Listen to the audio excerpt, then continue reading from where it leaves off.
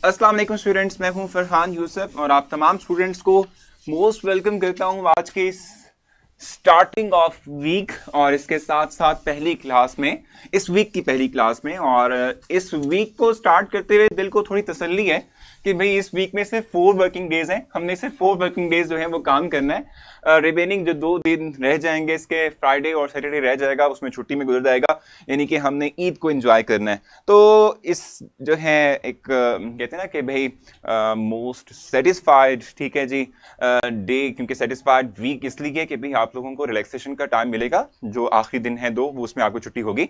सो उसके साथ अपनी क्लास का आगाज करते हैं और उम्मीद करता हूँ कि आप लोग सारे के सारे खैर आफियत से होंगे और अपनी जो जिंदगी है, ठीक है, उसको बहुत अच्छे से एंजॉय कर रहे होंगे। अच्छा देखो, हमने जो है लास्ट टाइम डिस्कस कर लिया था, किस हवाले से भाई हमने लास्ट टाइम डिस्कस किया था कि कैटलिस्ट का क्या इफेक्ट होता है, ठीक है। इस तरीके से हमने कंसंट्रेशन का इफेक्ट पढ़ा था, इन 2 चीज़ों का इफेक्ट पढ़ा था और फिर मैंने कहा था कि भाई हम नेक्स्ट टाइम जो है क्या करेंगे, भाई इसको आगे लेके चलेंगे। तो आज बेसिक तौर पे हमने क्या करना है, भाई फिजिक्स का लेक्चर क्यों नहीं होगा, भी होगा आई थिंक, मेरे ख्याल सारा क्यों नहीं होना है। अच्छा तो अच्छा, सॉन्ग जो है इशरत अभी तक सॉन्ग में घूम रही है, अभी उसको भूल जाओ, आप भूल जाओ उसको, ताकि आप लोग पढ़ सको। ईद की छुट्टियां होंगी, एग्जैक्टली ईद की छुट्टियां होनी है। और सर कितनी टोटल छुट्टियां होंगी, तो आप लोगों की जो ईद की छुट्टियां होंगी वो from Friday to onward Monday है। Friday, Saturday, Sunday and Monday, ठीक है, इट विल बी ऑफ, ठीक है जी। एमडीकेट की रजिस्ट्रेशन स्टार्ट हो गई है? नहीं भी, अभी तक स्टार्ट नहीं हुई है, अभी तक उसका कोई नोटिफिकेशन नहीं आया। सर कल भूल जाओ, भूल जाओ, जो भी चीज़ है इसको भूल जाओ और अभी आओ और पढ़ते हैं जल्दी से, ठीक है। देखो, पहली जो चीज़ हमने पढ़नी है, जो चीज़ हमने डिस्कस करनी है, मैंने आप लोगों को ऑर्डर ऑफ फ्रैक्शन कैलकुलेट करना सिखाया था थ्रू हाफ लाइफ पीरियड, ठीक है। आज हम क्या करने जा रहे हैं, हमारे पास कुछ फिजिकल मेथड्स हैं कि जिनके थ्रू हम क्या कर सकते हैं, यानी हम जो है ऑर्डर ऑफ फ्रैक्शन को कैलकुलेट कर सकते हैं। सो मैं पहले उनके मुतालिक आप लोगों को कुछ जो है इंफॉर्मेशन प्रोवाइड करूंगा और उसके बाद, यानी कि वो अराउंड 6 हैं, ठीक है, डिफरेंट मेथड जिनके मुतालिक हमें देखना है। और उसके बाद फिर हम जाएंगे towards the second last topic of this जो चैप्टर, जो कि हमारे पास कैटलाइजेज है, ठीक है। हम कैटलाइजेज की बात करेंगे, ठीक है। देखो, मैंने आपको बताया था ऑर्डर ऑफ फ्रैक्शन का मतलब क्या होता है, हमने ये बात पढ़ी थी। ऑर्डर ऑफ फ्रैक्शन एक एक्सपेरिमेंटल बेस्ड वैल्यू है और ये हम कहते हैं कि जो ऑर्डर ऑफ फ्रैक्शन है हमें क्या इंफॉर्मेशन प्रोवाइड करता है। ऑर्डर ऑफ फ्रैक्शन जो है हमें किसी एक रिएक्शन के बारे में, उसके मैकेनिज्म के बारे में इंफॉर्मेशन प्रोवाइड करता है, उसकी मॉलिक्यूलरिटी के बारे में हमें इंफॉर्मेशन जो है वो प्रोवाइड करेगा, ठीक हो गया। अब order of fraction half life method से जब हमने निकाला था तो वो एक मैथमेटिकल एक्सप्रेशन था जिसको हम यूटिलाइज कर सकते हैं, जिसके थ्रू हम क्या कर सकते हैं भी, जिसके थ्रू हम जो है ऑर्डर ऑफ फ्रैक्शन को, यानी कि एन वैल्यू को कैलकुलेट कर सकते हैं, ठीक है। अच्छा भाई, हाँ, अब हम फर्स्ट टेक्निक की बात करेंगे फिजिकल मेथड में कि जिनके थ्रू हम क्या कर सकते हैं, जिनके थ्रू हम ऑर्डर ऑफ फ्रैक्शन कैलकुलेट कर सकते हैं। तो it's first one is spectrometry. Spectrometry हमने इस वक्त देखना है। First method is spectrometry. वालेकुम अस्सलाम, वालेकुम अस्सलाम। स्पेक्ट्रोमेट्री की हम बात करेंगे। अब स्पेक्ट्रोमेट्री जो है किस तरीके से हम इसके थ्रू हम निकाल सकते हैं कोई इंफॉर्मेशन। सर एमसीक्यू ज़्यादा करें क्योंकि ये सब जनरल है जो पहले ही भी पढ़ा हुआ है। बिल्कुल सही कहा आयशा, आपने बहुत ज़बरदस्त बात की है। मैं जनरल बातें करूंगा और उसके बाद हम आगे मूव करेंगे। सो स्पेक्ट्रोमेट्री हमारा फर्स्ट फिजिकल मेथड है जिसके थ्रू हम क्या कर सकते हैं, जिसके थ्रू हम ऑर्डर ऑफ फ्रैक्शन को कैलकुलेट कर सकते हैं। और ये जहां तक बात है स्पेक्ट्रोमेट्री की, तो इसमें हम क्या चीज़ यूटिलाइज करेंगे कि हम जो है ऑर्डर ऑफ फ्रैक्शन कैलकुलेट कर सकें, स्पेक्ट्रोमीटर यूज करेंगे। स्पेक्ट्रोमीटर का इस्तेमाल किया जाएगा to calculate the order of fraction. किसी रिएक्शन का ऑर्डर ऑफ फ्रैक्शन जो है, ठीक है, उसको जो है हम क्या करते हैं, कैलकुलेट करते हैं, ठीक है। इसमें वैसे तौर पे होता क्या है, इसमें हम कर क्या रहे होते हैं स्पेक्ट्रोमेट्री की अगर हम बात करते हैं। सो इसमें हम ये बात कहते हैं कि रिएक्टेंट्स और जो प्रोडक्ट हैं, ठीक है, वो कितनी अमाउंट में यूवी या आईआर रेडिएशन को एब्जॉर्ब करेंगे, ठीक है। इसकी बेस पर हम जो है रेट ऑफ फ्रैक्शन कैलकुलेट करते हैं और रेट ऑफ फ्रैक्शन फिर हमें ऑर्डर ऑफ फ्रिक्शन जो है वो बताएगा, ठीक है। रेट ऑफ फ्रिक्शन हम सिंपली तौर पे देख सकते हैं, ठीक है जी। सो हम लिखते हैं यहाँ पे कि रिएक्टेंट्स और प्रोडक्ट जो है वो कितनी अमाउंट में यूवी और आईआर जो रेडिएशंस हैं इनको एब्जॉर्ब करेगा, इसकी बेस पर हम रेट ऑफ फ्रिक्शन निकाल सकते हैं। तो ये लिख लेते हैं कि रिएक्टेंट्स, ठीक है, यानी कि यूवी या आईआर रीजन जो है, आईआर रेडिएशंस जो हैं, ठीक है, हमारे रिएक्टेंट्स या प्रोडक्ट वो कितनी अमाउंट में जो है एब्जॉर्ब करेंगे, इस बेस पर हम क्या करते हैं रेट ऑफ फ्रिक्शन निकाल सकते हैं। यानी आप सिंपल ये बात देख लें, शायद आपने ये वर्ड क्रोमोफोर का है आपने कभी जिक्र कहीं सुना हो, क्योंकि जो बायोलॉजी के स्टूडेंट्स हैं उनको तो शायद इस बात का इल्म भी हो, क्योंकि फोटोसिंथेसिस के अंदर आप जानते भी हैं कि लाइट एब्जॉर्बेंस के बाद जाके ये प्रोसेस कंप्लीट होता है, ठीक है। तो मैं आपसे ये बात कह रहा था कि होता ये है कि रिएक्टेंट और प्रोडक्ट के अंदर हम देखते हैं कि अमाउंट ऑफ रेडिएशन कितनी एब्जॉर्ब हुई है।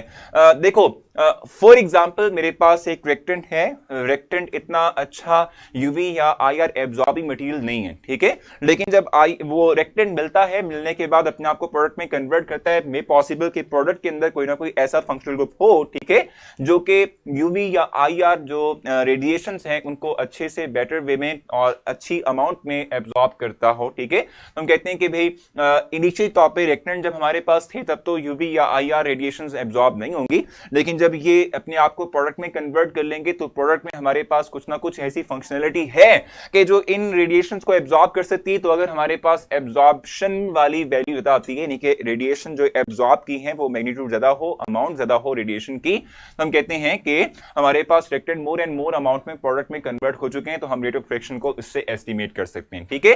सो फर्स्ट मेथड हमारे पास जो है वो स्पेक्ट्रोमेट्री है, ये फिजिकल मेथड है जिसके थ्रू हम क्या करते हैं, हम जो है किसी भी रिएक्शन के अंदर जो rate of conversion of reactant into product है, ठीक है, वो हम एस्टिमेट कर सकते हैं। सर अगर रेडिएशन ज्यादा एब्जॉर्ब हो तो ऑर्डर ऑफ फ्रिक्शन ज्यादा होगा, बिल्कुल मैंने आपसे कहा कि हम यहां पर अब देखते हैं कि रिएक्टेंट या प्रोडक्ट में से कौन सा कंपाउंड ऐसा है कि जो मोर अमाउंट ऑफ रेडिएशन को एब्जॉर्ब कर सकता है। लाजमी नहीं है कि सिर्फ हम ये देखें कि कितनी अमाउंट ऑफ रेडिएशन एब्जॉर्ब हुई है, उससे हमें पता चल जाएगा कि भाई रिएक्टेंट या प्रोडक्ट क्या चीज बन रही है।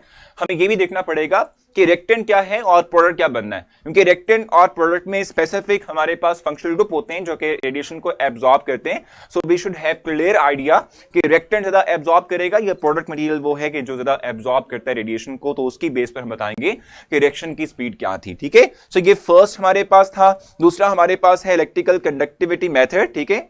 आज केमिस्ट्री का टेस्ट है, बिल्कुल आज केमिस्ट्री का आप लोगों का टेस्ट है, ठीक है। सो सेकंड वन हमारे पास है इलेक्ट्रिकल कंडक्टिविटी मेथड।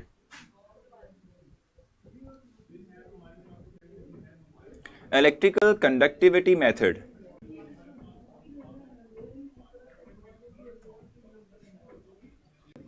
अब इसका मतलब क्या होता है जरा ये भी हम देख लेते हैं।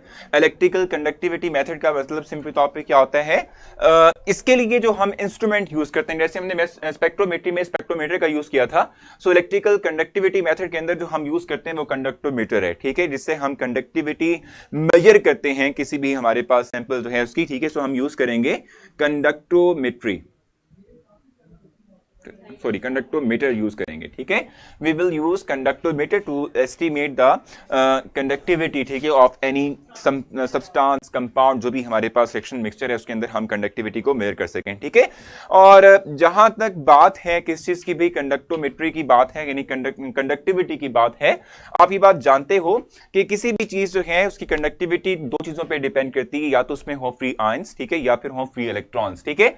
हम इस वक्त जो बात कर रहे हैं, हम इस वक्त बात कर रहे हैं रिएक्शन मिक्सचर की बात कर रहे हैं। रिएक्शन मिक्सचर के अंदर इलेक्ट्रॉन्स, फ्री इलेक्ट्रॉन्स का होना तो मुमकिन नहीं है, लेकिन ये चीज आपने हमेशा ध्यान में रखनी है कि जब हम रिएक्शन मिक्सचर की बात करते हैं देयर इज अ पॉसिबिलिटी कि हमारे पास आयंस हो, और आयंस जो है वो इलेक्ट्रिकल कंडक्टेंस करवा सकते हैं। So conductivity depends upon the concentration of ions. हम यहां लिख लेते हैं conductivity depends upon the concentration of ions, ठीक है। इन पे डिपेंड कर रही होती है हमारी ये जो वैल्यू है कंडक्टोमीटर पे जो वैल्यू आती है, it totally depends upon the value of the amount of, ठीक है, वीडियो ब्लैक है भाई, ये देखना कि वीडियो क्लियर है इनको, ठीक है। It totally depends upon the concentration of ions, इन पे हम कहते हैं कि डिपेंड कर रही होती है, ठीक है जी। सो इन दो मेथड्स में से आपने कुछ पूछना, आप मुझसे जल्दी से पूछें, ठीक है। करेक्ट है भाई, बिल्कुल ठीक है भाई। वजीहा, वीडियो का कोई इशू नहीं है, आप मुझे बताएं कि इन दो मेथड्स में से कुछ अगर आपने इंफॉर्मेशन ले रहा हो, गैदर करना हो तो मुझे बता दें, नहीं तो हम आगे चलेंगे, नेक्स्ट मूव करेंगे। यहां तक बताएं कोई कंफ्यूजन है, नहीं तो क्लियर मेंशन कीजिएगा ताकि हम फिर अपने थर्ड जो है, जो प्रोसेस है या थर्ड मेथड है, ठीक है, उसकी तरफ मूव कर सकें। फर्स्ट वन मैंने आपको बताया था spectrometry, in which we utilize spectrometer, ठीक है। और स्पेक्ट्रोमीटर को यूटिलाइज करते हुए कहा था कि हम देखते हैं कि रिएक्टेंट और प्रोडक्ट जो है वो यूवी या आईआर रेडिएशंस को कितना एब्जॉर्ब करते हैं, ठीक है। इसकी बेस पर हम कहते हैं कि हमारे पास रेट ऑफ फ्रिक्शन आएगा। दूसरा हमारे पास था इलेक्ट्रिकल कंडक्टिविटी मेथड, जिसका मतलब क्या होता है कि इसमें हम कंडक्टोमीटर यूज करते हैं और हम देखते हैं कि हमारे पास जो रिएक्शन मिक्सचर है उसकी कंडक्टिविटी क्या आ रही है, totally depends upon the concentration of ions, ठीक है, इस पर डिपेंड करेगा। सो इससे भी हम रेट ऑफ फ्रिक्शन जो है उसको एस्टिमेट कर सकते हैं। हाँ जी, एमसीक्यू करवाएंगे और रीबा जल्दी से इनको गो थ्रू कर लें, फिर मैंने आप लोगों के लिए एमसीक्यू करवाने ताकि हम फिर नेक्स्ट मूव कर सकें। जल्दी बताएं, क्लियर हो चुका है। सो नेक्स्ट हम मूव करेंगे। नेक्स्ट हमारे पास जो मेथड है वो डायलोमेट्रिक मेथड है, ठीक है, जिसमें तरीके बताऊंगा। सर बस हमने पढ़ना है कि कौन से मेथड यूज हैं, हमने ऑर्डर ऑफ फ्रिक्शन नहीं निकालना। नहीं, देखो सारा इस वक्त हमारा जो मेन फोकस है वो सिर्फ और सिर्फ मेथड और उसमें कौन सा इंस्ट्रूमेंट यूज हो रहा है और उसको किस तरीके से करते हैं इस पर है। हमने सिर्फ इससे मतलब देखना है, हमें डीपली उसकी जो है मतलब कि किस तरीके से हम उसमें एग्जैक्टली तौर पे जो है वो मेजरमेंट करते हैं रेट ऑफ फ्रिक्शन और उसकी ऑर्डर ऑफ फ्रिक्शन निकालते हैं, इसको हमने नहीं देखना, ठीक है। सो नेक्स्ट पर हम मूव करेंगे, डायलोमेट्रिक मेथड हम जो है वो डिस्कस करने जा रहे हैं। और ये मैं आपसे कहूंगा कि ये मेथड थोड़ा सा इंपॉर्टेंट है किस सेंस में कि इसका जो नेम है ना, ठीक है, वो आपको इंफॉर्मेशन प्रोवाइड नहीं करता कि इसमें हम करने के वाले हैं। देखो स्पेक्ट्रोमेट्री एक ऐसा नेम है जो कि आप लोग ऑलरेडी भी जानते होंगे क्योंकि आपने डिफरेंट जो है रेडिएशंस पढ़ी भी हैं। चैप्टर 5 में आपने स्पेक्ट्रोमेट्री को थोड़ा बहुत डिस्कस भी किया हुआ है। सर इन मेथड से ऑर्डर ऑफ फ्रिक्शन निकालते हैं। देखो मैं बताऊं कि पहला जो पॉइंट है ना, ठीक है, मतलब कि पहले तो हम ये करते हैं रेट ऑफ फ्रिक्शन निकालते हैं। अगर आपको रेट ऑफ फ्रिक्शन का पता चल चुका है तो ऑर्डर ऑफ फ्रिक्शन निकालना मुश्किल बात नहीं है। सर 3 पॉइंट रिपीट करते हैं भाई, कौन सा वाला था, मैं तो रेस कर चुका हूं इसको, आपने स्पेक्ट्रोमेट्री से ही पढ़ाया है ना, बिल्कुल स्पेक्ट्रोमेट्री, और उसके बाद मैंने दूसरा जो पढ़ाया था वो कंडक्टोमेट्री वाला बताया था, ठीक है। अच्छा भी, सो अब नेक्स्ट हमारे पास है dilatometric method. So next one is, sir आज फिजिक्स की क्लास नहीं होगी, कैंसिल होगी भाई, होगी क्लास होगी, ठीक है, फिजिक्स की क्लास आप लोगों की होनी है, ठीक है। डायलोमेट्रिक मेथड हम इस पर डिस्कस करेंगे।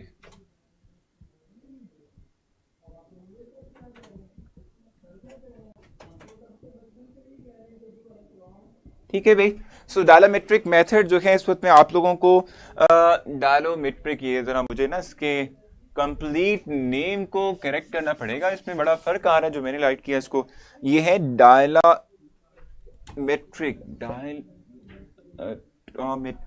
एटोमेट्रिक मेथड, ठीक है भाई, ये हो गया।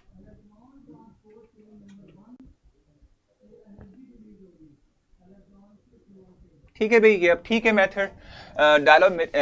हम इसको क्या लिख सकते हैं, डायलोमेट्रिक मेथड, डायलोमेट्रिक मेथड हमारे पास होगा। अब इसमें होता क्या है, कैसे हमने इसको अप्लाई करना है, कैसे जो है हम इसको फर्दर आगे लेके चलेंगे। सो इसमें हमारे पास है, it is apply to the reaction in which volume of solution change, ठीक है। देखो आपने जो है डिफरेंट जो है आप कह लें कि सॉल्यूशंस के बारे में ऑलरेडी पढ़ा हुआ है, जिसमें कि आपने जो हमारे पास था क्या कहते हैं ideal solution, non ideal solution की बात आपने की हुई है, ठीक है। सो उसमें आपने जो है वॉल्यूम चेंज की बात भी की हुई है, ठीक है। इवन कि आपने जब पीछे पढ़ा जो आपका केमिकल इक्विलिब्रियम वाला जो चैप्टर था उसमें आपने जो है डिस्कस किया था कि वॉल्यूम का चेंज कैसे इक्विलिब्रियम पे क्या कहते हैं इफेक्ट क्रिएट करता है। सो डायलोमेट्रिक मेथड के अंदर हम कर क्या रहे हैं, हम वॉल्यूम चेंज की बात करेंगे। यानी कि बैलेंस केमिकल इक्वेशन हमें क्या सजेस्ट कर रही है कि रिएक्शन जो है जब कंप्लीशन की तरफ जाएगा तो वॉल्यूम को इंक्रीज करना चाहिए या डिक्रीज करना चाहिए। सो इस बेस को मतलब इसको बेस बनाते हुए हम रेट ऑफ फ्रिक्शन के मुतालिक बात करते हैं, रेट ऑफ फ्रिक्शन के मुतालिक इंफॉर्मेशन गेट करते हैं बाय यूजिंग दिस मेथड। ठीक है, सो इसमें क्या करना है हमने भी इसको हम अप्लाई करते हैं, ठीक है, जो कि वॉल्यूम जो है ऑफ द सॉल्यूशन, ठीक है, उसके चेंज पर मुनहसर करेगा। तो हम यहां लिख लेते हैं, इन this method we measure the change in volume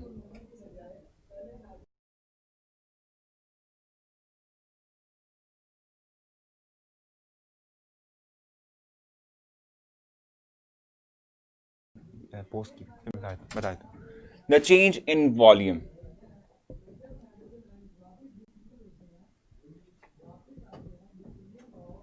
ठीक है भाई, यानी इस मेथड में हम करते क्या है, इस मेथड में हम चेंज इन वॉल्यूम जो है उसकी एस्टिमेशन करते हैं कि वॉल्यूम में चेंज क्या प्रोड्यूस हुआ है, उसकी बेस पर हम रेट ऑफ फ्रिक्शन के मुतालिक इंफॉर्मेशन जो है वो गैदर कर रहे होते हैं, इंफॉर्मेशन हम हासिल कर रहे होते हैं। ठीक है, एक तो ये है, ठीक हो गया। और हम ये बात कहते हैं volume change of friction is proportional to extent of friction, इससे मुतालिक भी हम देख रहे होते हैं। सेकंड पॉइंट आपने जो है लाजमी याद रखना है, volume change is proportional to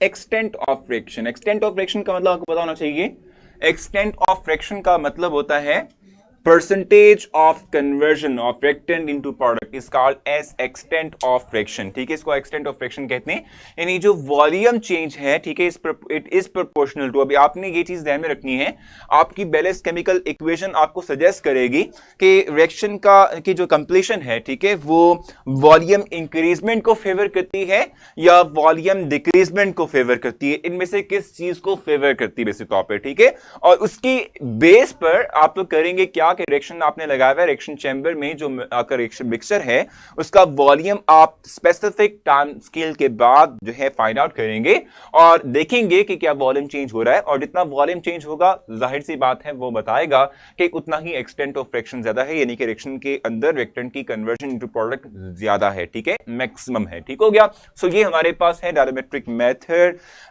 is only applicable for those in which volume is change. Exactly Mahnoor, बिल्कुल ठीक कहा आपने, जैसे कि आपने जो है जब लिचेटले प्रिंसिपल पढ़ा था उसमें आपने वॉल्यूम एंड प्रेशर का इफेक्ट पढ़ा था, तो आपने कहा था कि जहां आपको number of moles of friction and product equal मिल जाए तो वॉल्यूम और प्रेशर का इफेक्ट नहीं होता।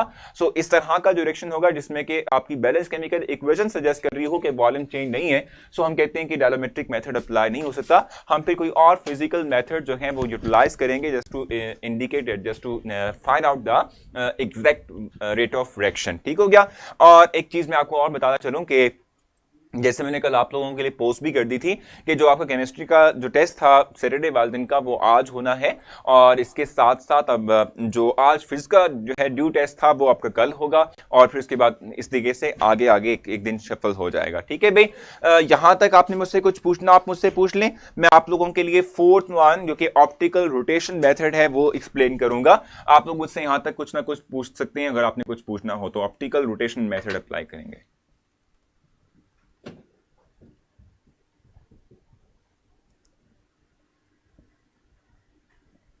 अब इसका मतलब क्या होता है, ऑप्टिकल रोटेशन से टेस्ट का सिलेबस वही होगा, बिल्कुल उसी दिन वाला है, वही जो है आप लोगों का टेस्ट आज होना है जो उस दिन हो रहा था। ठीक है जी, स्मॉल चेंज इन वॉल्यूम और लार्जर, देखो small change in volume show करती है कि रिएक्शन मिक्सचर के अंदर कोई है वो change in volume produce as such नहीं हुआ, तो रिएक्टेंट की कन्वर्जन इनटू प्रोडक्ट इतनी ज्यादा नहीं है। ठीक है, या हम कह सकते हैं कि रिएक्टेंट्स के नेचर पे कोई खास फर्क नहीं पड़ा। ठीक हो गया, तो अगर चेंज इन वॉल्यूम ज्यादा है, चाहे वो वॉल्यूम कम हो या ज्यादा हो, इन केस तो हम कहते हैं कि एक्सटेंट ऑफ फ्रिक्शन ज्यादा है, यानी कि मोर and more reactants will convert itself into the product. ठीक है, ये हम कहते हैं। ठीक हो गया, सो ऑप्टिकल रोटेशन की बात हम करने लगे हैं, बट जो है इसका मतलब सिंपली तौर पे क्या होता है, सर इस टॉपिक के रिलेटेड कोई कोई न्यूमेरिकल तो नहीं है, बिल्कुल गरीबा नहीं है, क्योंकि इसमें कोई मैथमेटिकल एक्सप्रेशन आप देख नहीं रहे हैं, ठीक है। ये जस्ट आप कह सकते हैं कि थ्योरेटिकल वे ऑफ आपके लिए टॉपिक है, जिसमें कि आपको सिर्फ ये इन्फॉर्मेशन पता होना चाहिए, क्योंकि इसके एज इट इज इस तरह से एमसीक्यू बनते हैं। मैं आपको एक एमसीक्यू करवाऊंगा भी।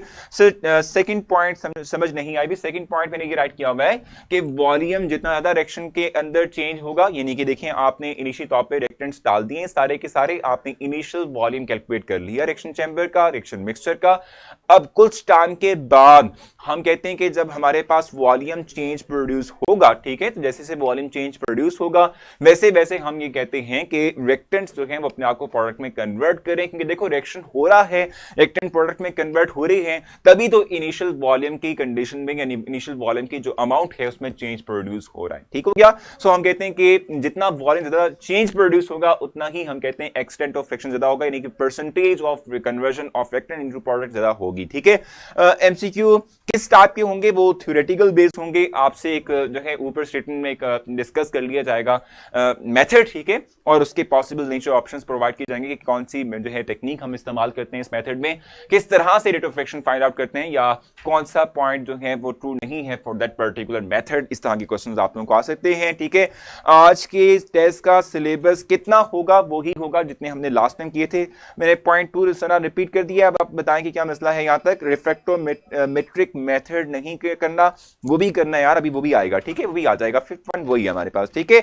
सो इस मेथड की जहां तक बात करते हैं, इसमें जो हम यूज करते हैं ना, क्या कहते हैं, इंस्ट्रूमेंट यूज करते हैं, वो पोलैरीमीटर है, ठीक है, जिसका हम इस्तेमाल करते हैं, पोलैरीमीटर, ठीक है। पोलैरीमीटर का इस्तेमाल करेंगे। ये इंस्ट्रूमेंट है जिसके थ्रू हम लाइट जो है उसको डिटेक्ट करते हैं कि एक सब्सटेंस पे हमने लाइट फॉल की। लेट्स सपोज मेरे पास ये मार्कर है, इसका ये कैप मौजूद है, मैं इस डायरेक्शन से इस पे लाइट फॉल करता हूं तो लाइट वापस मुझ पे एज इट इज पड़ती है, या वो किसी एंगल के थ्रू रिफ्लेक्ट बैक होती है, तो उसकी एस्टिमेशन हम इस पोलैरीमीटर के थ्रू जो है फाइंड आउट करेंगे, ठीक हो गया। पोलैरीमीटर का हम करते हैं reacting molecules rotate angle rotation of plane polarised light, ठीक है जी, ये हमने देखना होता है। देखो इसमें हम करते क्या है, इसमें हम एस्टिमेशन करते हैं कि जो एक प्लेन पोलराइज्ड जो हमारे पास लाइट है, प्लेन पोलराइज्ड लाइट का मतलब सिंपली तौर पे क्या होता है कि एक यूनी डायरेक्शन में लाइट जो हमारे पास जा रही है, इसको हम प्लेन पोलराइज्ड लाइट कहते हैं। जैसे आपकी लेजर होती है, लेजर आपने देखा है ना, उस पर कभी भी लाइट जो है वो क्या कहते हैं ना, एक फिक्स पॉइंट से एक फिक्स डायरेक्शन से ज्यादा क्या कहते हैं ना भाई, वो स्कैटर्ड नहीं होती, ठीक है, वो यूनी डायरेक्शनल होती है। So it's plane polarised light, ठीक है। सो हम कहते हैं कि इस मेथड में हम करते क्या है कि वी मेजर द हम कहते हैं कि समहाउ डेविएशन, ठीक है, डेविएशन और rotation of plane polarised light, ठीक है। We measure the rotation of we measure the rotation of plane polarized light, ठीक है। हमें देखना होता है कि जो प्लेन पोलराइज्ड लाइट है, ठीक है, वो किस एंगल पे और कितनी जो है वो रोटेट हो रही है।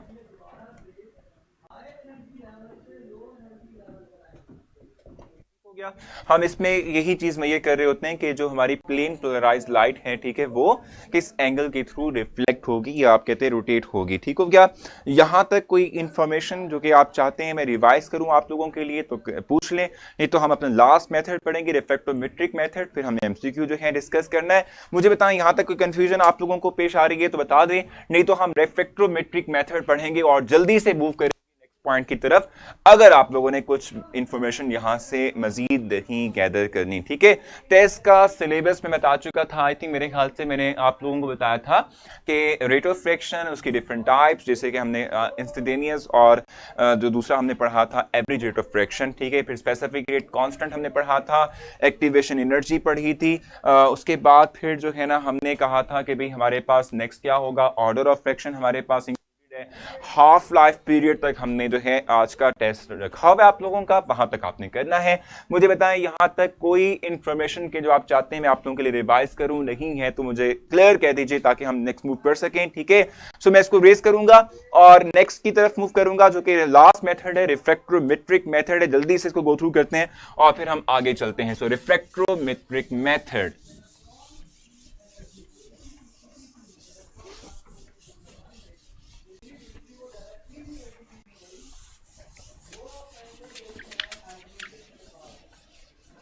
सो रिफ्रैक्ट्रोमेट्रिक मेथड हमने इस वक्त डिस्क्राइब करना है।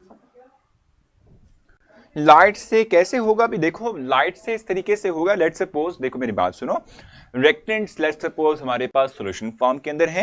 रेक्टेंट्स मिलने के बाद फाइनल जो प्रोडक्ट बना रहे हैं वो कोई क्रिस्टलाइन सॉलिड बन रहा है, ठीक है। जब रेक्टेंट्स की हम बात करते हैं वो एक्वस सॉल्यूशन या कोई भी सॉल्यूशन फॉर्म के अंदर है तो वो इतना ज्यादा लाइट को डिस्टर्ब नहीं करेंगे, यानी लाइट गुजर जाएगी उसमें से, कोई खास जो है वो कहते हैं ना कि भाई वो रोटेशन जो है लाइट के अंदर ऐसा नहीं होने जा रही, ठीक है। लेकिन जो हमारा प्रोडक्ट बन रहा है, अगर वो लेट्स सपोज क्रिस्टलाइन सॉलिड बन रहा है, तो आप जानते हैं कि क्रिस्टलाइन सॉलिड की सरफेस पे अगर आप लाइट फॉल करते हैं तो समहाउ कुछ ना कुछ जो है रोटेशन होती है लाइट की। जैसे कि आपके पास जो है शुगर का क्रिस्टल हो या इवन के जो आप घरों में सॉल्ट इस्तेमाल करते हैं उसका क्रिस्टल हो, उस पर भी आप लाइट फॉल करते हैं तो उसके भी थ्रू समहाउ कुछ ना कुछ डायरेक्शन में या कुछ एंगल के थ्रू रोटेशन होती है, ठीक है।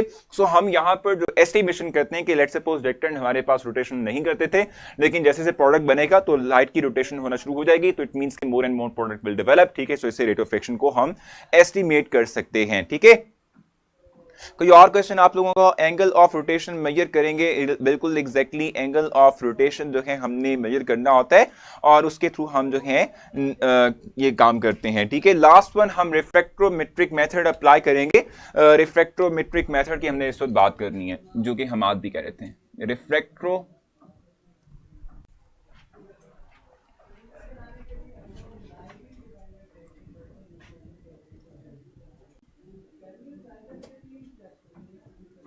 मेट्रिक मेथड, ठीक है। अब इस पे हम कौन सा इंस्ट्रूमेंट यूज करेंगे ये भी हमें बताना चाहिए।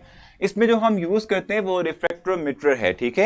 यानी कि यहाँ पर भी हमारे पास जो है ना वो हम कह सकते हैं कि जो रिफ्लेक्शन है, ठीक है। सर लास्ट में हाफ लाइफ वाले न्यूमेरिकल प्लीज बिल्कुल असमा, वो मैं आपके क्वेश्चन को जहन में मैंने रखा हुआ है, ठीक है। वो बेफिक्र रहे, मैंने आपका आंसर देना है, ठीक है। और कामिल कह रहे हैं फिजिक्स का टेस्ट का सिलेबस, तो वो फिजिक्स के सर ने भी आना है, लेक्चर उनका नेक्स्ट है, तो आप उनसे जरूर पूछिएगा कि जो है ना वो क्या कहते हैं, क्या आपके लिए सजेस्ट करते हैं आप लोगों का जो आज का होगा। सर मैसेंजर चेक कर लें प्लीज,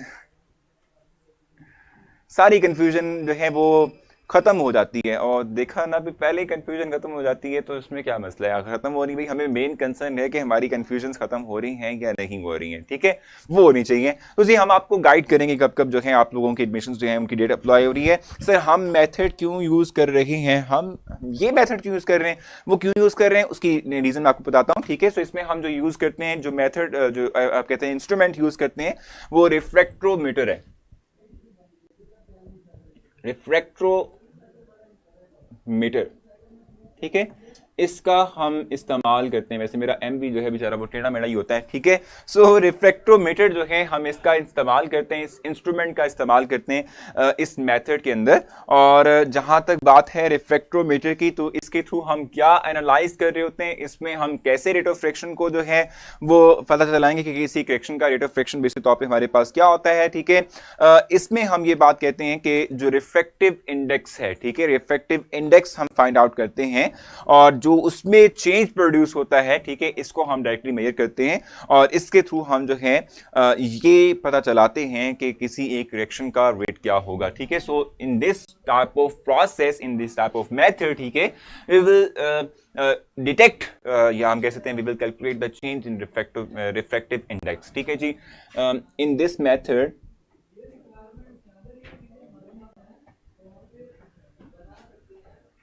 we will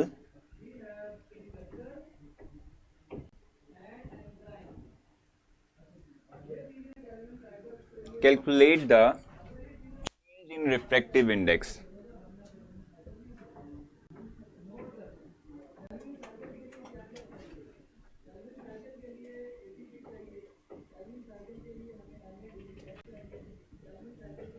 ठीक है भाई, जो रिफ्रैक्टिव इंडेक्स में चेंज प्रोड्यूस होता है उसको हम देखते हैं और उसके थ्रू हम अंदाजा लगाते हैं, उसके थ्रू हम जो है एस्टिमेशन करते हैं कि रेट ऑफ फ्रिक्शन बेसिक तौर पे हमारे पास क्या होगा। आपने इस लास्ट पॉइंट के हवाले से कुछ पूछना हो तो जल्दी से आप मुझसे पूछेंगे, नहीं तो हम फिर एमसीक्यू की तरफ मूव करते हैं। जल्दी से एक एमसीक्यू डिस्कस करते हैं, फिर हमने कैटेलाइजर की तरफ भी जाना है और हमारा मेन टारगेट जो है आज का वो कैटेलाइजर है। हमने जल्दी से इसको कंप्लीट करना है ताकि हमारे पास सिर्फ एक छोटा सा टॉपिक रह जाए और वो हम कल करें। और अस्मा गुल का जो क्वेश्चन है उसका आंसर देना है कि जो rate of fraction I think मेरे ख्याल से आपने कहा था, उसके हवाले से न्यूमेरिकल बेस्ड क्वेश्चन है, वो कैसे हमने सॉल्व करने, मुझे बताएं कि यहां तक कोई कंफ्यूजन, कोई प्रॉब्लम, जल्दी से बताने। आप लोग आपस में डिस्कशन कर रहे हैं और वो नहीं होने चाहिए, बताएं जल्दी से।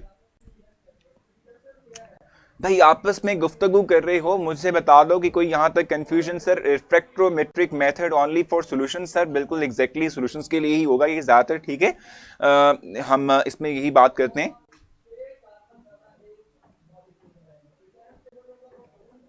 Transformation of glucose into alcohol जो है, इसको भी हम दा लगा सकते हैं by using this method. Punjab की केमिस्ट्री बहुत अच्छी है, बट बायो फेडरल की बहुत अच्छी है। आपस में कंपैरिजन करने लगे हो आप लोग के कौन सी है। सर हाफ लाइफ से रिलेटेड एमसीक्यूज, हाफ लाइफ से रिलेटेड हमने एमसीक्यूज किए हुए। अच्छा, आप लोग न्यूमेरिकल बेस्ड एमसीक्यू की बात कर रहे हैं, चलें वो भी हम लास्ट में करेंगे, लेकिन फिल वक्त मुझे बताएं यहाँ तक क्लियर है आप लोगों को।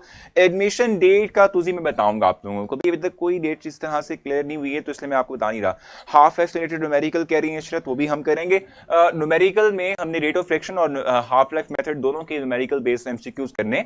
आज हम अगर कुछ ना कुछ जो है वो कैटलाइसिस कवर कर पाए, तो कल का दिन हमारा जो होगा उसमें छोटा सा एक एग्जाम वाला टॉपिक है, वो क्लियर करके तो हम यही काम करेंगे। कल हमने ये चैप्टर कंप्लीट करना है।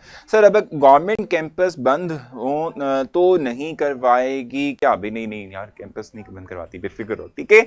अच्छा नेक्स्ट चलते हैं भी आगे, ठीक है। सो मूव करेंगे। एक एमसीक्यू आप लोगों के लिए जल्दी से राइट करता हूं, ताकि आप लोगों को पता चले कि किस टाइप का एमसीक्यू इस जो है टॉपिक में से बन सकता है। आप लोगों की छोटी सी प्रैक्टिस एक हो जाए, और उसके बाद फिर हम जो है मूव करेंगे टुवर्ड्स द कैटलाइसिस, ठीक है। कैटलाइसिस की हम बात करने जाएंगे।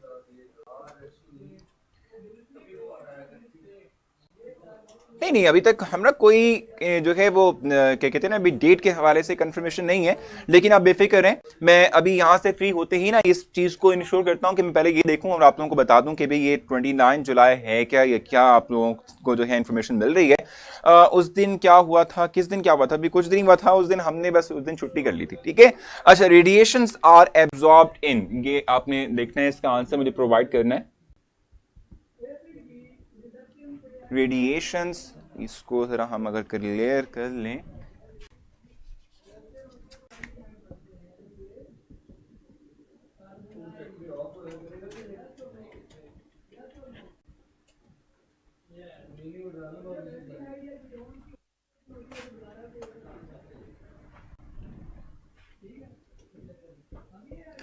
ए ऑप्शन हमारे पास क्या है इसके अंदर, स्पेक्ट्रोफोटोमीटर मेथड।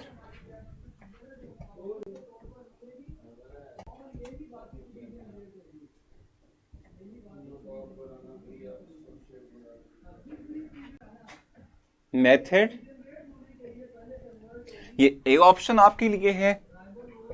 इस तरीके से सेकंड वन हमारे पास है optical rotation method.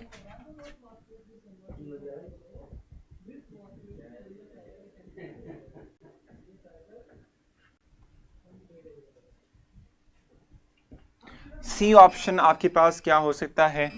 C option आपके पास हो सकता है डायलोमेट्रिक मेथड।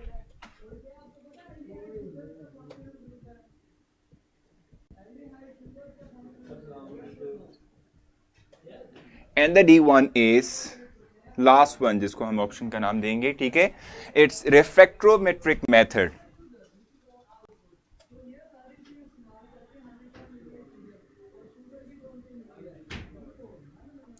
सो ये हम कहते हैं थ्योरेटिकल बेस्ड टॉपिक था। सो थ्योरेटिकल बेस्ड टॉपिक में थ्योरेटिकल बेस्ड एमसीक्यू बनते हैं, मोस्टली तौर पे बहुत डायरेक्ट होते हैं, इंफॉर्मेशन आपको गैदर करना होती है थ्रू डेफिनेशन, और उसको फिर अप्लाई करना होता है, ठीक है। सो हमारे पास है रेडिएशन आर एब्जॉर्ब्ड इन, बड़ा ही सिंपल, कोई इसमें मुश्किल वाली बात नहीं थी। इट्स स्पेक्ट्रोफोटोमीटर, जिसमें हमने कहा था कि यूवी या आईआर रेडिएशन एब्जॉर्ब होता है रिएक्शन चैम्बर या रिएक्शन मिक्सचर के अंदर, और उससे हम एस्टिमेट करते हैं किस चीज के हवाले से, हम उससे एस्टिमेट करते हैं हमारे पास रेट ऑफ फ्रिक्शन क्या है। अब मैं स्टेटमेंट को चेंज करने लगा हूं, स्टेटमेंट को चेंज कर लेते हैं और यहां लिखते हैं कि the rate of friction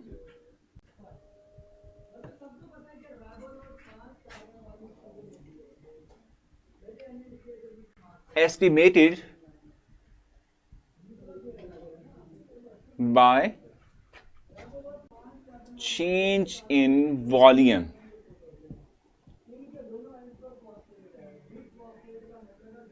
change in volume, ठीक है। अब मुझे बताएं कि इनमें से कौन सा मेथड है जिसमें कि हम चेंज इन वॉल्यूम की बेस पर रेट ऑफ फ्रिक्शन को फाइंड आउट करते हैं, ठीक है। हाँ जी बिल्कुल, ए ऑप्शन राइट था, बिल्कुल सही है। अब स्टेटमेंट मैंने चेंज कर दी है, इसके अकॉर्डिंग बताओ कि कौन सा ऑप्शन ठीक हो सकता है। The change the rate of friction is estimate, ठीक है, estimated by change in volume, by which method you think के हमारे पास इसका आंसर बन सकता है, यानी किस मेथड में हम चेंज इन वॉल्यूम की बात करते हैं। सो आपको टाइप ऑफ जो है आपको फेमिलियरिटी बता रहा हूं कि नहीं, फेमिलियरिटी दे रहा हूं, ठीक है, किस तरह के क्वेश्चंस जो हैं इसके थ्रू बन सकते हैं, किस तरह के क्वेश्चंस आपसे डिमांड किए जाएंगे, ठीक है। बहुत सिंपल था भाई ये।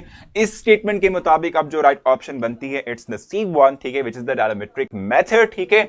अब अगर मैं स्टेटमेंट में ये मेंशन करता हूं कि the rate of friction estimated by refractometric refractive index, ठीक है, बाय रिफ्रैक्टिव इंडेक्स, तो आपने उसमें रिफ्रैक्टोमेट्रिक मेथड करना है।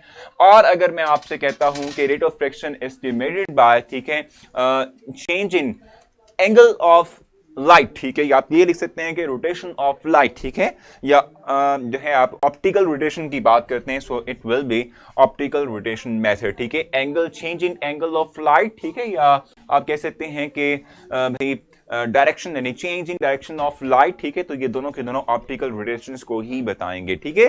सो इस तरह के क्वेश्चंस जो हैं वो बहुत सिंपल से हैं, जो कि हमने अभी इंफॉर्मेशन गैदर की थी डिफरेंट फिजिकल मेथड्स के रिलेटेड, ठीक है, उसी से ही आपके क्वेश्चंस का यानी क्वेश्चंस इस तरह के बन सकते हैं। आपको सिर्फ इंफॉर्मेशन जो है वो पता होना चाहिए related to the individual physical method, ठीक है। यहां तक आपको क्लियर है तो क्लियर लिख दें। फिर हम चलेंगे टुवर्ड्स द कैटालाइसिस, और मैं कैटालाइसिस को डिफाइन करूंगा और इसमें डिफरेंट टाइप्स बताऊंगा, ठीक है sir. How B is right, भी इसकी बात अगर आप करते हो, इसमें तो मैंने कहा था अगर आप कहते हो कि बाय चेंज इन अगर कहते हैं डायरेक्शन ऑफ लाइट, तो ये होगा optical rotation method. Change in direction of light, इनके ऑप्टिकल रोटेशन में हम करते क्या है कि लाइट फॉल की है, लाइट के फॉल करने से सब्सटेंस जो है लाइट को रोटेट करता है राइट एक्सिस, राइट एंगल यानी सॉरी राइट साइड पे या लेफ्ट साइड पे, सो उसको एस्टिमेट करते हुए हम रेट ऑफ फ्रिक्शन जो है वो फाइंड आउट करते हैं, ठीक है जी।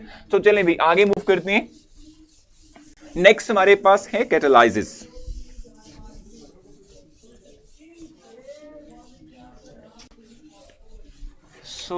जल्दी से मूव करते हैं। हमारा कल टारगेट है कि हमने इसे क्लोज करना है और परसों से हम सेकेंड ईयर की केमिस्ट्री को स्टार्ट करेंगे।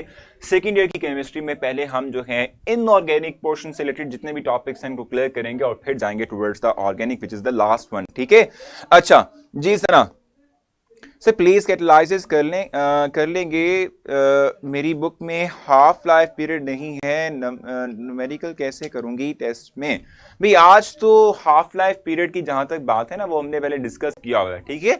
हाफ लाइफ पीरियड जो है ऑलरेडी डिस्कस किया हुआ है। मैं आपको ये थोड़ा सा क्लियर भी कर दूं कि हाफ लाइफ पीरियड के हवाले से आज मैंने न्यूमेरिकल बेस एमसीक्यूज नहीं दिए हुए, क्योंकि अभी अस्मा गुल भी कह रही थी कि उससे रिलेटेड और इवन के जो आपका रेट ऑफ फ्रिक्शन है उसके रिलेटेड न्यूमेरिकल बेस एमसीक्यूज हमने डिस्कस करने, सो वो हम करेंगे, ठीक है। सो वो करके फिर आप लोगों को मैं प्रोवाइड करूंगा, उससे रिलेटेड इतने ज्यादा नहीं आएंगे, ठीक है। सो कैटालाइसिस की हम बात करने जा रहे हैं और मूव करते हैं टुवर्ड्स कैटालाइसिस होता क्या है, कितने टाइप्स के हमारे पास कैटालिस्ट होते हैं, ये तमाम इंफॉर्मेशन हमने देखनी है, ठीक है। कैटालाइसिस की बात कर लेते हैं, स्टार्ट कर लेते हैं इसको। इसका मतलब क्या होता है? कैटालाइसिस का मतलब होता है कि एक ऐसा प्रोसेस, एक ऐसा रिएक्शन, ठीक है, कि जो हम कहते हैं हो रहा हो, ठीक है, इन the presence of catalyst, in the presence of suitable catalyst is called catalysis. इसको हम कैटालाइसिस कहते हैं। जरा इसको ठीक तरीके से राइट कर लें, कैटालाइसिस, ठीक है। और लिखते क्या है इसको, the process that take place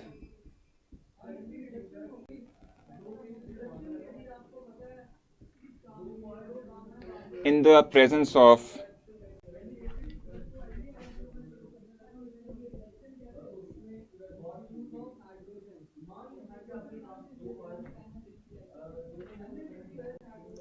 catalyst is called catalysis,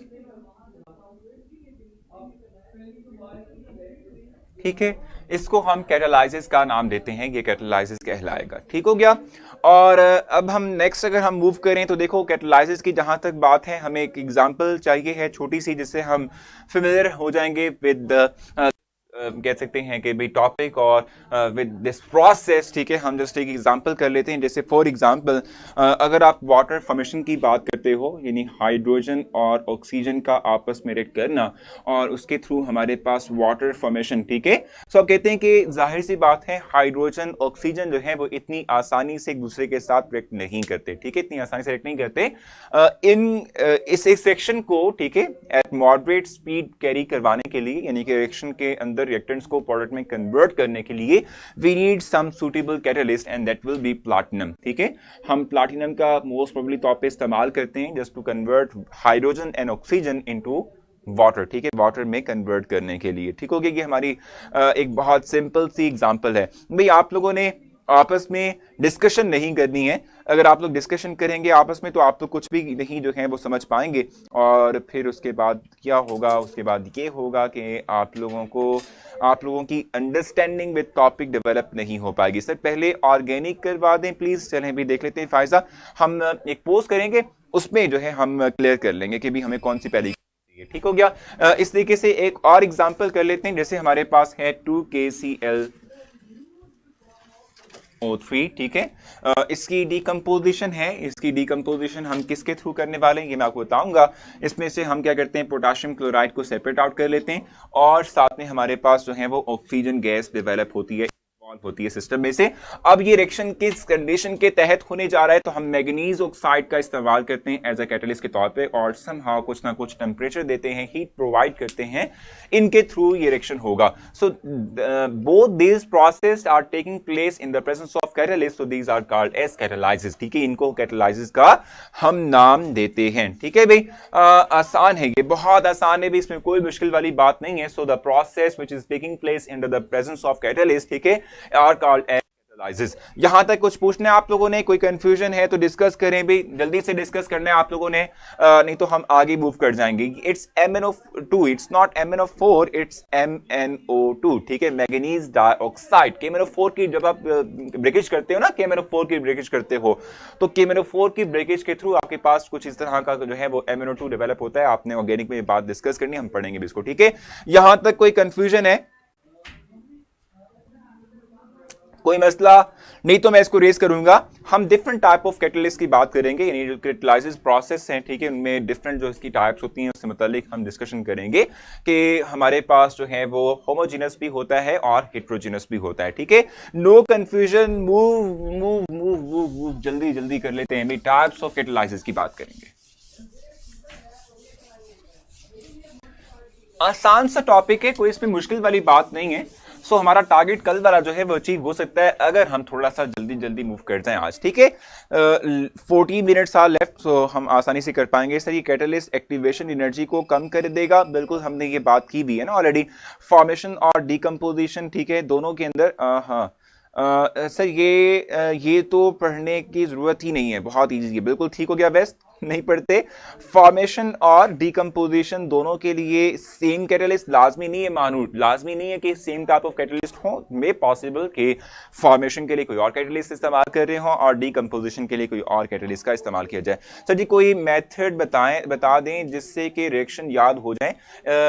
it's only by conceptual reading, ठीक है, और दूसरा प्रैक्टिस। ये दो चीजें आपको कर सकती हैं, जितना प्रैक्टिस करेंगे उतने ही कंडीशंस जो हैं आपके जहन में बैठना शुरू हो जाएंगी, और कुछ नहीं है इसके अंदर। Speed of light is move, क्या है से मूव करें, अच्छा स्पीड ऑफ लाइट से मूव करना है, वही वो कह रहे हैं। ठीक है, सो टाइप्स ऑफ कैटलाइसिस की बात करेंगे।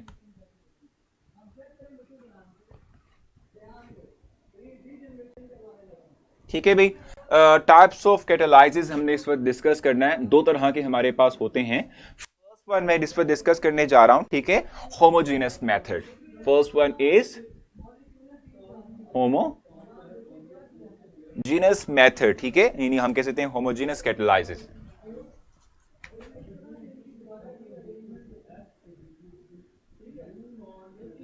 ठीक है, अब ये वो टाइप ऑफ कैटलाइसिस प्रोसेस है जिसमें कि हमारे पास डेल्टा H साथ एग्जाम्पल भी समझ नहीं आई, क्या कहा आपने?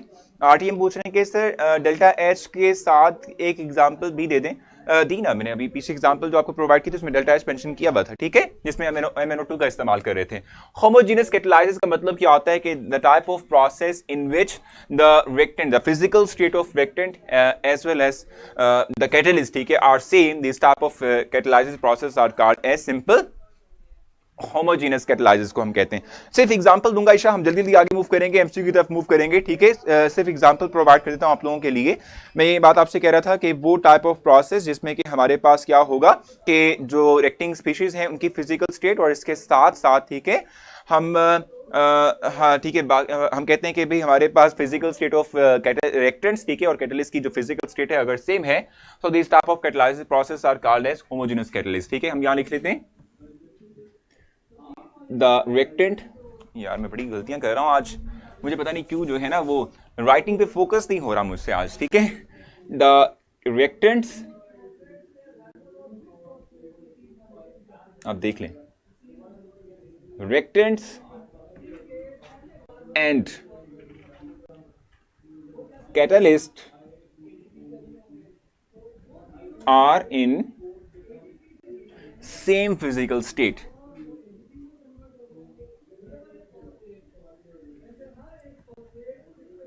फिजिकल स्टेट, ठीक है।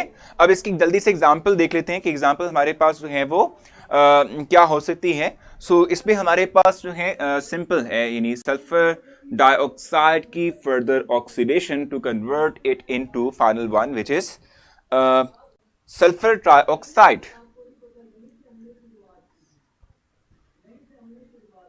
ठीक है।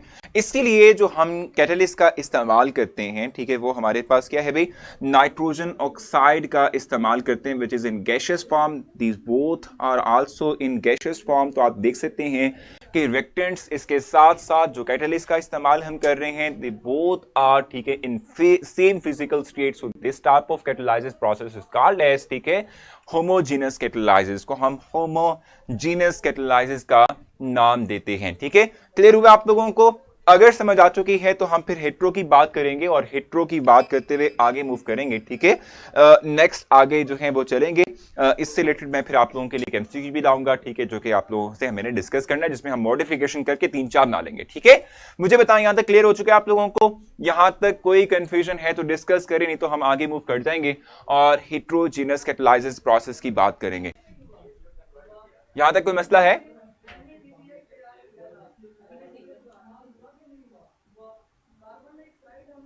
क्लियर है जी? मारू आपने दोबारा से राइट करना है उस क्वेश्चन को ताकि मैं सुन सकूं कि मैंने आई थिंक मैं मिस कर दिया, मैं पढ़ नहीं पाया, ठीक है। सो इसको रेज कर लें नेक्स्ट पे जाने के लिए। अगर लेक्चर से पहले एक बार रीड किया हुआ होता टॉपिक तो जल्दी हो जाता। बिल्कुल हाँ, ये तो है, बिल्कुल सही कह रहे हो भाई, ठीक है। सर अगर रिएक्टेंट्स, ठीक है, लिक्विड है तो कैटलिस्ट भी लिक्विड होगा। बिल्कुल सही कहा आपने। एग्जांपल समझ नहीं आई भी सना, बहुत सिंपल सी एग्जांपल थी। सल्फर डाइऑक्साइड भी गैशियस फॉर्म के अंदर है, ऑक्सीजन भी गैशियस फॉर्म के अंदर है, इनको रिएक्ट करवा रहे हैं और इनके रिएक्शन के दौरान हमने जो कैटलिस्ट का इस्तेमाल किया था वो भी एक गैशियस फॉर्म ऑफ कैटलिस्ट है। सो ये तमाम चूंकि फिजिकल स्टेट सेम है, so they are called any this type of process is called as homogeneous catalysis, ठीक है। सर कोई ऐसा रिएक्शन बताएं जिसमें हम कैटलिस्ट बिल्कुल यूज ना कर सकें। देख, लाजमी नहीं है कि हर एक रिएक्शन के अंदर हम कैटलिस्ट का इस्तेमाल करते हैं, ठीक है। जैसे कि आप सिंपल जो आप लोग करते हो न्यूट्रलाइजेशन प्रोसेस, जिसमें कि आप एसिड और बेस को रिएक्ट करवाते हो, there is no need of any catalyst, बहुत जल्दी हो जाएगा। नीड ही नहीं है, रिक्वायरमेंट ही नहीं कि कैटलिस्ट जो है आप इस्तेमाल करें, तो नहीं होता उसके अंदर, ठीक है। प्रोडक्ट भी गैशियस फॉर्म में ही होगी, लाजमी नहीं है, ठीक है। अगर होती है तो दैट्स मोर देन गुड, ठीक है। हमें यहाँ पर मेन चीज जो देखनी होती है वो रिएक्टेंट और जो हमारा कैटलिस्ट है, ठीक है, उसकी हमें देखनी होती है फिजिकल स्टेट, ठीक है। लेकिन हमारे पास मोस्टली ऐसे ही होता है कि प्रोडक्ट जो है उसकी फिजिकल स्टेट भी जो है गैशियस फॉर्म में ही होती है, ठीक है। समझा दें सर, ये वाला समझा दें। क्या समझाना है भी? मैंने सिंपल समझाया आपको मैंने कि सल्फर डाइऑक्साइड भी गैशियस फॉर्म के अंदर है, ऑक्सीजन भी गैशियस फॉर्म के अंदर है, इवन कि जो हम कैटलिस्ट इस्तेमाल कर रहे हैं which is nitrogen oxide, it is also in gaseous form. So this type of catalysis process is called as homogeneous catalysis, ठीक है। नेक्स्ट मूव करते हैं, हेट्रोजेनस कैटालाइसिस की बात करेंगे। जल्दी से भागते हैं आगे।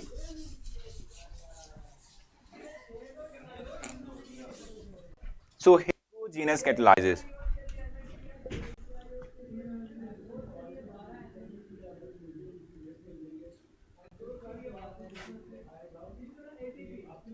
अच्छा, मैं आपको एक चीज बता दूं, इंशाल्लाह मेरी पूरी कोशिश है कि आज जो है आप लोगों की फिजिक्स की जो है 4 वर्कशीट्स अपलोड हो जाएंगी, ठीक है, आप लोगों के लिए।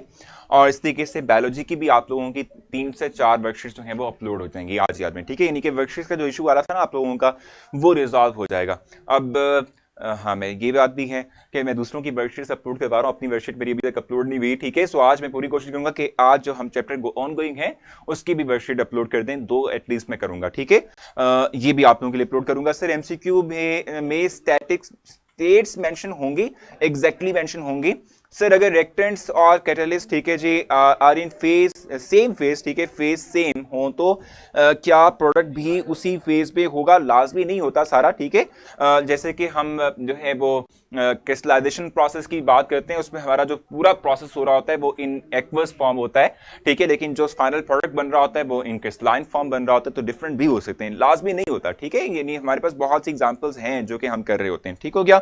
अच्छा, हेट्रोजीनस की बात कर लेते हैं। ये वो हमारे पास प्रोसेस होगा जिसमें कि हम कहते हैं कि हमारे पास जो रेक्टिंग स्पीशीज हैं, ठीक है, उनकी फिजिकल स्टेट और जो हमारा कैटलिस्ट है, ठीक है, उसकी फिजिकल स्टेट सेम नहीं होती, डिफरेंट होती हैं, ठीक है। सो इसको हम कहते हैं कि this type of process is called as heterogeneous catalysis, ठीक है। इसको हम हेट्रोजीनस कैटलाइसिस का नाम देते हैं, ठीक है। हम यहां लिख लेते हैं द प्रोसेस इन विच, या पूरा ना लिखें, आप सिर्फ लिखें द रिएक्टेंट्स, ठीक है, and also reactants and catalyst are in different physical state.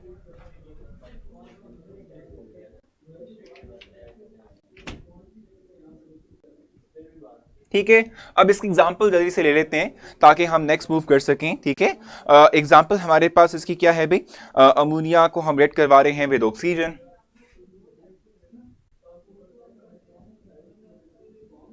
ठीक है। और इसमें हमारे पास यानी 4 अमोनिया मॉलिक्यूल्स हैं और 5 ऑक्सीजन मॉलिक्यूल्स हैं, ठीक है, जिनको हम रेड करवा रहे हैं। और इनके थ्रू हमारे पास जो है फाइनल जो प्रोडक्ट बनता है, ठीक है, वो हमारे पास क्या होगा? हम इसमें जो कैटलिस्ट इस्तेमाल करते हैं it's platinum which is in solid state, ठीक है। और इसके थ्रू हमारे पास जो बनने जा रहा है वो नाइट्रोजन के ऑक्साइड बन रहे हैं 4NO, ठीक है। और इसके साथ हमारे पास 6 वाटर मॉलिक्यूल्स की डेवलपमेंट होती है, ठीक हो गया। सो ये हमारे पास एक रिएक्शन है जिसमें कि आप देख रहे हैं कि हमारा जो रिएक्टिंग सब्सटेंस है वो गैसियस फॉर्म के अंदर था, लेकिन जो हमने कैटलिस्ट इस्तेमाल किया है it's in physical, it's in solid state of matter, ठीक है। तो आप कहते हैं कि हमारे पास हेट्रोजेनस कैटलाइसिस कहलाएगा, ठीक हो गया। यहां तक बताएं, कोई मसला है तो पूछें।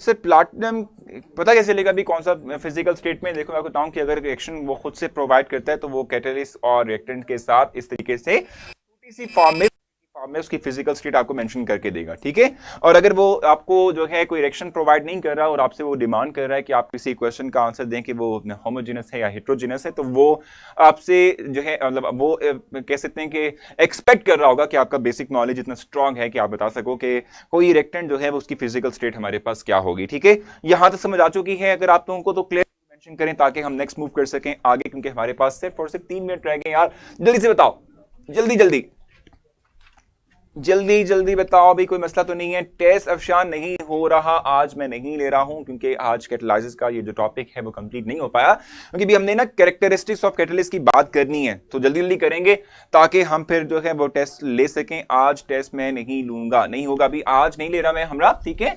इंशाल्लाह मैं आप लोगों से टेस्ट जो है कल के लेक्चर में लूंगा, जिसमें कि मैं कल ही इंजान का टॉपिक करवा के तो इन दोनों को इकट्ठा ले लूंगा, ठीक है। और उसके बाद न्यूमेरिकल बेस कुछ टॉपिक जो कि हमने डिस्कस करना है, ठीक है। नेक्स्ट हमारे पास क्या है भी? नेक्स्ट हम देख लेते हैं जल्दी से यार, भागते हैं दौड़ते हैं कि क्या होने जा रहा है, ठीक है। अच्छा, सो क्वेश्चन है यहां पे, ऑक्सीडेशन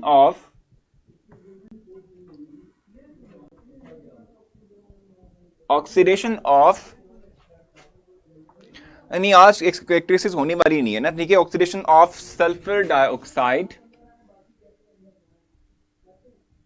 ठीक है जी, सल्फर डाइऑक्साइड, ठीक है, इन the presence of vanadium pentoxide, in the presence of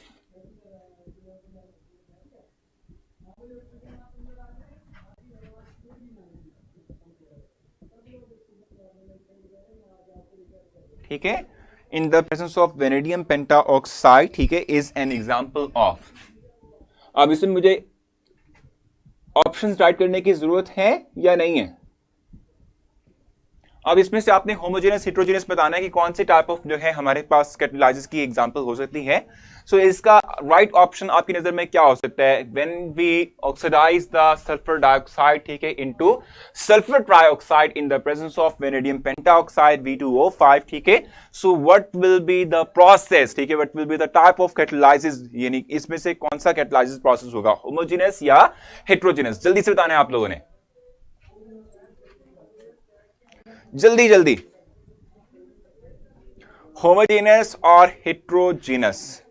जबरदस्त, ठीक है, क्योंकि देखो इसमें कोई यार बात है नहीं ना, सामने लिखा हुआ है, इस पे फिजिकल स्टेट सल्फर डाइऑक्साइड की भी है, इसमें फिजिकल स्टेट वेनेडियम पेंटाऑक्साइड की भी है, दोनों जो है इन ऑपोजिट हैं, यानी कि ये गैसियस है और वो सॉलिड है, ठीक है।